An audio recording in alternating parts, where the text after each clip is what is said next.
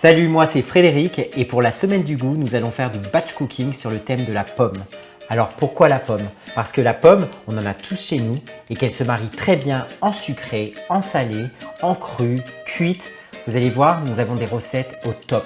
Pour rappel, le batch cooking consiste à préparer tous vos repas en amont et vous libérer du temps pour la semaine. La semaine du goût permet aux petits et grands de découvrir la cuisine à travers des recettes ludiques. Allez, vous êtes prêts à découvrir plein de recettes originales autour de la pomme? On va commencer par cuisiner une tarte aux pommes et au camembert. Pour cette recette, j'épluche la pomme, je retire donc la peau, mais vous allez voir que sur les autres, on n'est pas obligé de retirer la peau. C'est même préférable. Alors, je vais couper donc la pomme en deux pour retirer le milieu. En fait, l'idée c'est de faire comme une tarte aux pommes et c'est de faire en fait des tranches ni trop fines ni trop épaisses. Donc, on va couper la pomme en deux, puis quart pour retirer en fait le milieu avec les pépins. Faire des petites lamelles ni trop fines ni trop épaisses. Une fois les 4 pommes coupées, on va les disposer sur une pâte feuilletée déjà prête et je vais piquer avec une fourchette pour permettre une cuisson beaucoup plus facile. Je dispose en fait les quartiers de pommes en quinconce comme ceci pour optimiser un maximum la place. Je vais mettre un petit peu d'épices directement sur les pommes. On va passer à la découpe du fromage. J'ai pris un camembert. Alors là, on a un fromage qui est bien coulant. Et donc, on les dispose tout simplement sur la tarte. Sur la recette initiale, on propose de mettre du beurre. Moi, j'ai une préférence sur l'huile d'olive et on enfourne. Et c'est parti pour 30 minutes de cuisson. Donc, comme vous avez pu remarquer, on a de la ciboulette sur le plan de travail. Mettez-la bien de côté. Elle s'utilise en fin de cuisson parce que pendant la cuisson, elle risque vraiment de changer de couleur. Pendant que notre tarte est au four, nous allons préparer notre deuxième recette, des pommes au four à la rillette de maquereau. On prend donc 4 pommes. À l'aide d'un évideur de pommes, on va juste retirer le milieu, donc sans éplucher, vous allez voir. Alors, on passe au milieu de la pomme, on tourne et hop là. Donc, on va faire la même chose pour les 3 autres. Et voilà, on va, avant de les placer au four, mettre un petit peu de beurre dessus, notre huile d'olive. Je vais ajouter un petit peu d'eau sur le fond pour éviter que les pommes collent. Et c'est parti au four 25 minutes. On va les mettre en même temps que notre tarte au camembert. La température reste la même, donc on va profiter donc de faire la cuisson en simultané. Pendant ce temps-là, je vais préparer donc la rillette de maquereau. Alors, je vais prendre de la coriandre. On va effeuiller, on la coupe en petits morceaux. 3 branches, ça suffit. On la place donc dans notre saladier. Pour le maquereau, j'ai pris des boîtes de maquereau de conserve, mais bien sûr, vous pouvez aussi, pour ceux qui préfèrent, utiliser un maquereau qui vient de chez le poissonnier. L'idée, c'est de l'émietter dans le saladier avec la coriandre. Là, on met l'équivalent de 2 boîtes de maquereau. J'ajoute la mayonnaise. L'idée, c'est pas non plus d'avoir des tout petits morceaux, hein. C'est une rillette de maquereau, donc il faut vraiment qu'on ait un peu de mâche. Là, en texture, ça me paraît très très bien. Ce qu'on va faire, c'est qu'on va ajouter aussi de l'échalote que je coupe en deux. Alors, on va utiliser une demi-échalote, ça suffit. La rillette de maquereau est terminée. On va la mettre de côté, le temps de finir la cuisson des pommes au four. Et on va passer à l'autre recette. Allez, c'est parti pour la troisième recette. On va préparer un taboulé de quinoa et pommes râpées. On aura besoin d'une carotte, d'une tomate, d'un oignon rouge et une pomme. Hey! J'ajoute mon quinoa, on laisse pendant 10 minutes donc dans l'eau bouillante. Je reviens sur mon oignon que je vais couper. Je place dans le saladier les petits morceaux et on continue par notre tomate. L'idée, c'est d'enlever aussi toute la partie pépins. Je vais prendre un petit peu de temps pour sortir nos pommes qui sont prêtes du four, qui sont très très belles. Je vais vous montrer. Vous entendez le bruit. Voilà. Donc, on va les laisser refroidir pour pouvoir intégrer la rillette de maquereau dessus. Moi, sur la recette initiale, il n'y avait pas de carottes. Mais je trouvais que l'association était intéressante de redonner un côté sucré au taboulé. Donc forcément, j'avais envie de mettre donc une carotte qui va apporter une texture aussi un peu sucrée et surtout de la mâche. On prend une râpe toute simple et on râpe directement. Comme vous pouvez voir, on a un jeu de couleurs qui est assez sympa. Pareil, là pour cette recette, il n'y a pas besoin d'éplucher la pomme, bien au contraire. On ne va pas râper la pomme entière, puisque l'idée c'est aussi d'en mettre un peu sur le dessus quand vous dressez votre assiette. Comme vous pouvez voir, On a de belles textures et surtout de belles couleurs. On va rajouter un petit peu de vert avec de la coriandre. Donc je vais ciseler quelques feuilles de coriandre. Je coupe un demi-citron vert. Je presse le jus. J'ajoute un peu de sel, des petites épices. Je vais prendre le quinoa que j'ai laissé bien dégorger au niveau de l'eau et je vais le mettre directement dans le saladier avec les légumes. On va ajouter les petites lamelles d'oignon rouge qu'on avait mis de côté. J'ajoute un petit peu de pomme sur le dessus avec l'oignon pour la rappeler. Il faut savoir que c'est elle la vedette, hein. On a mis le jus de citron pour le côté plus acide. J'ajoute l'huile d'olive. J'aime bien la placer sur le dessus parce qu'on voit la couleur et ça donne un côté plus brillant. Et la petite touche finale, un petit peu de feuilles de cerfeuil. Et voilà, on a notre taboulé aux pommes râpées et aux petits légumes. Allez, on garde le rythme et on continue sur la 4e recette. On va préparer un millefeuille de crêpes de sarrasin, pommes et bacon. Un délice. Pour ça, j'ai pris des crêpes sarrasin qui sont déjà toutes prêtes, qu'on va détailler avec, alors là je vais prendre un cercle, mais vous pouvez très bien le faire avec un verre. Et on va détailler en plusieurs cercles. Alors on va essayer d'optimiser un maximum notre crêpe. Ça fait des petits cercles comme ça. Maintenant ce que je vais faire, c'est que je vais mettre un petit peu de beurre dans une poêle. Et le but en fait c'est de placer nos petites crêpes pour les faire bien dorées. Vous voyez là déjà en termes de couleur, de texture, c'est top, c'est ce qu'il faut qu'on ait. Voilà. Comme une petite chips en fait, hein. Donc on termine tranquillement la cuisson des crêpes.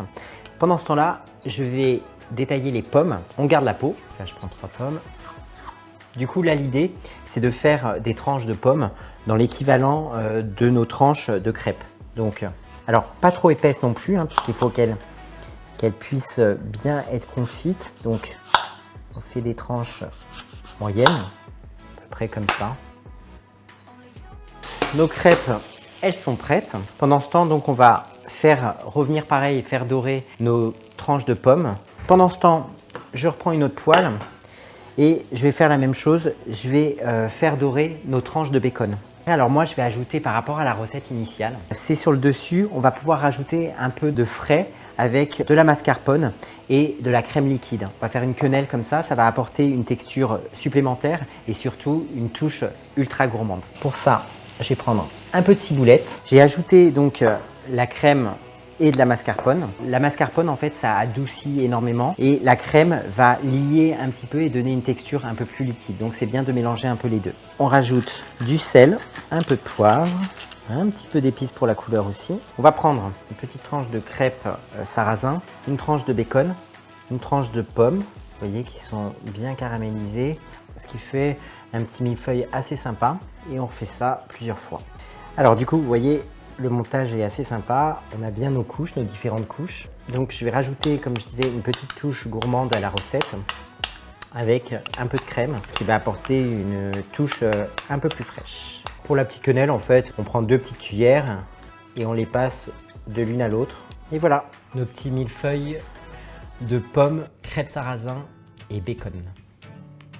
Alors, avant de passer aux autres recettes en sucré, on va en profiter pour farcir nos pommes au four qui ont bien refroidi. Donc, je les place sur une assiette et je vais les garnir donc de notre rillette de maquereau. Alors pareil, on peut faire des petites quenelles sympas.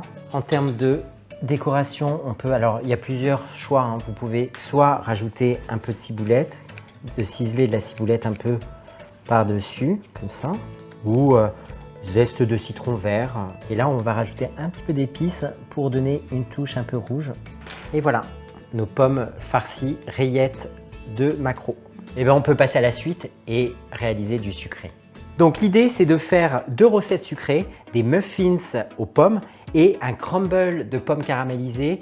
Vous allez voir, un crumble à la poêle, ça c'est le top. On va optimiser le maximum. J'ai besoin de 5 pommes en tout, donc on va optimiser et on va couper les 5 pommes pour les 2 recettes. Alors au niveau du beurre, personnellement j'ai choisi un beurre avec des cristaux de sel. En pâtisserie, je trouve que c'est le top, ça relève énormément le goût. Allez, c'est parti pour la pâte à muffins. Donc on prend des œufs, on ajoute le sucre, je mélange les 2 œufs avec le sucre, j'ajoute le lait.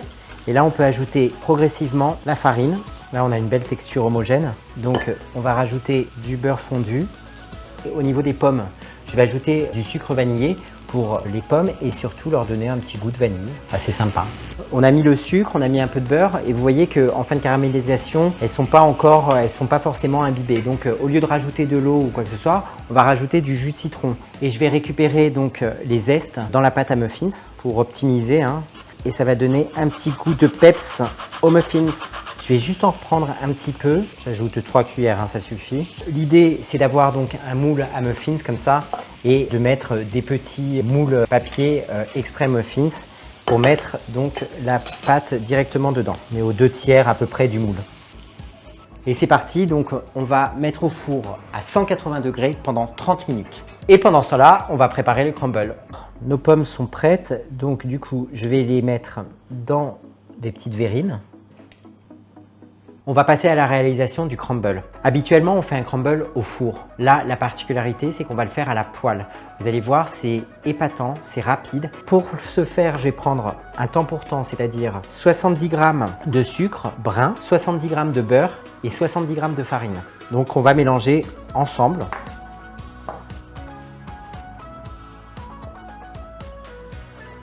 Donc, je vais rajouter la farine. On n'hésite pas à bien tout incorporer. On sent que ça commence à être pas mal du tout même. On prend une poêle bien chaude et on incorpore donc des petits morceaux de crumble. Le sucre va commencer à cristalliser avec la farine et le beurre, donc ça va donner une texture beaucoup plus biscuitée. Voilà, on voit que le mélange commence à fondre. Et nos muffins, ils vont être prêts. Ils sont bien dorés, ils ont une belle couleur. On va les laisser refroidir un petit peu. On commence à avoir une belle texture au niveau du crumble. Une fois qu'on a atteint la bonne couleur et la bonne texture du crumble, il faut toujours le laisser un tout petit peu refroidir pour justement qu'il commence à durcir un petit peu et donner cette texture de biscuit. Donc là, il est prêt. On a une belle texture et surtout une très belle couleur. Du coup, nos muffins, ils ont refroidi. On va regarder et on va les dresser. Donc voilà, on a des petits muffins très sympas aux pommes. Et pour dresser, alors, il me restait un petit peu de pommes caramélisées, donc on va les optimiser. Vous pouvez largement en mettre sur le dessus, un petit peu de zeste de citron vert. Il en reste 3, donc ceux-là, vous pouvez largement les conserver au réfrigérateur pour les consommer dans la semaine. Et pour le crumble, il a bien refroidi, vous voyez, on a une belle texture de biscuit d'ailleurs, vous voyez, très sablé. On va pouvoir l'ajouter sur les pommes. Et voilà, c'est la fin de ce batch cooking sur le thème de la pomme. Comme vous pouvez voir, on a pu la twister sur différentes façons. Salée, sucrée, crue, cuite. Et vous avez l'embarras du choix pour vos prochains repas. Et d'ailleurs, pour une touche fraîcheur, vous pouvez ajouter une tranche de jambon cru sur la tarte. Vous allez voir, c'est excellent. Et voilà, j'espère que ces recettes vous ont inspiré et que vous aurez envie de les tester durant cette semaine du goût.